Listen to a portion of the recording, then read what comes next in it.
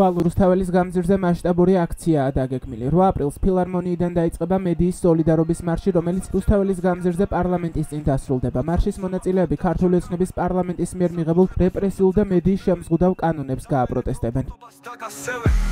შენიანებს რომ დააშინებენ, ჯარიმებით ციხით გააჩერებენ, ფეოდალები წაიღებენ შენს წესს და მდინარებს და პროპაგანდით ყველაფერს რომ გაამართლებენ. არაფერი ზედმეტად არ გავამუქოთ, მალე მედიაც არ ვიქნებით ეს სიგნალე რომ გავაშუქოთ. 8 აპრილს 8 საათზე მარშით გამოვიდეთ არ დაუთმოთ, სანამ მედია ვართ ვიქნებით ეს სიგნალე რომ გავაშუქოთ.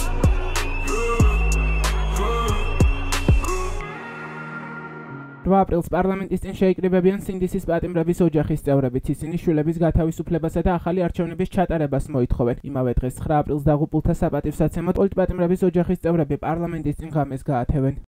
ჩვენ დავაფუძნეთ მოძრაობა სინდისის პატიმრების თავისუფლებისთვის, რომელიც იბრძოლებს უკომპრომისოდ.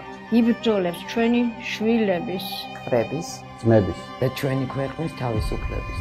საზოგადოებას გთხოვთ, დაგვიდგეთ გვერდით. რადგან ერთობას არ აქვს ალტერნატივა. არასდროს ქონია და არასდროს ექნება. თუ არ დავდგებით ვიბრძოლებთ, არა მარტო ჩვენი შვილები დაკარგავენ ქვეყანას, ქვეყანა დავკარგავთ ქვეყანას. სასწორზე არა მხოლოდ პატიმრების თავისუფლება დევს. და როგორც მარცხია გარანტირებული თუ ყველა ერთად არ ვიდგებით, ისევე გამარჯვებაა გარანტირებული თუ არაფერს მივცემთ უფლებას. ჩვენი მთავარი ძალა ერთობა დაგვიშალოს. ჩვენი მოძრაობის პირველი ნაბიჯი არის 24 საათიანი შეკრება 8 აპრილის აღამის. გავათენებთ ერთად. 9 აპრილის მემორიალს დავიცავთ ერთად. რადგან რუსული რეჟიმის ვერცერთი წარმომადგენელი თავისი ფარისევრული ცერემონიებით მემორიალს ვერ მოუახლოვდება და გავიმართებთ ერთად. როგორც ამ დღეს, ასევე მომდევნო ბრძოლებში. ხო, მოგვიერთ. და როგორც ერთმე, ერთ მუშკად შეკრული ერი ბავშვეთ ამ ბრძოლაში. ბოლომდე. ბოლომდე.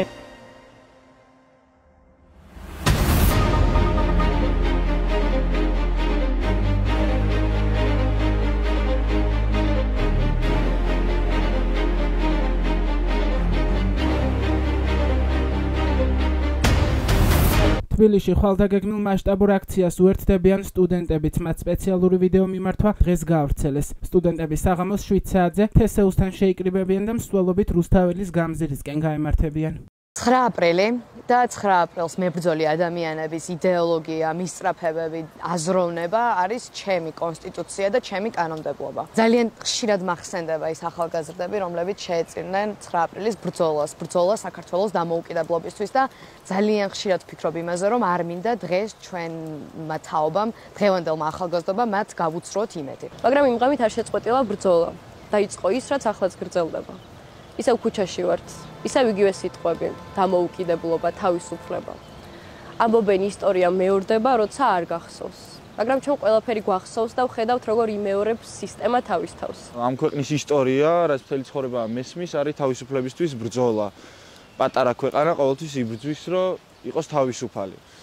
და ამ ბრძოლას არასდროს არ წყვეტს. როგორც მათ აქვთ ნათქვამი, რომ ჩვენ ფიცი გვაქვს ნათქვამი და ამ ფიცის გამო ისინი შეეწირნენ საქართველოს დამოუკიდებლობას, მეც ვთვლი, რომ მაქვს ფიცი ნათქვამი, რომ მათ არ გავუცრო იმედი და ზუსტად მათი აზროვნებით, მათი იდეოლოგიით დავიცვა დღესაც ჩემი ქვეყანა, როგორც ისინი იცავდნენ მაშინ.